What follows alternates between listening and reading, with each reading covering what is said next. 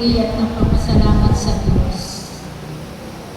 Sapagkat nakilala ko ang kanyang banal na pangalan.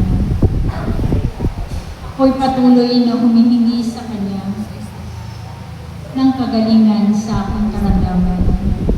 Sapagkat matagal na panahon ang aking karamdaman na nararanasan sa aking buhay. Ngunit nung ako'y nakilala ang kanyang pangalan, tunay na ako'y nananalig at nananampalataya na ako'y kanyang pagagalingin. Sapagkat walang imposible sa Diyos. Lahat ng bagay ay kayang gawin ng Diyos. Ang hindi kayang gawin ng tao ay kayang-kayang gawin ng Diyos. Kaya ako'y nananalig at nanampalataya sa Ama at humihingi ng lubos na kagalingan sa aking karamdaman. Kaya ako'y nagpapasalamat sa Diyos sapagkat nakilala ko ang kanyang pangalan.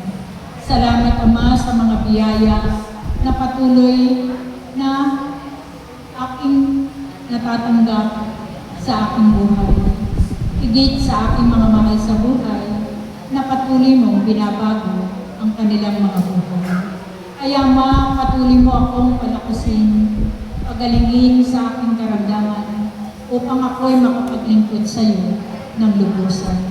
Salamat Ama sa patuloy mong pagkalinga sa amin.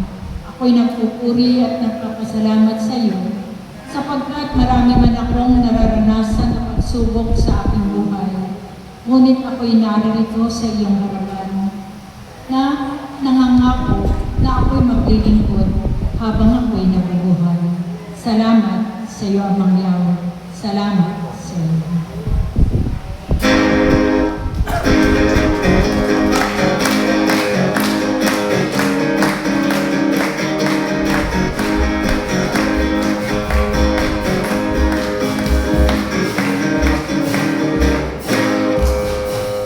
Sister Pauline, ang iyong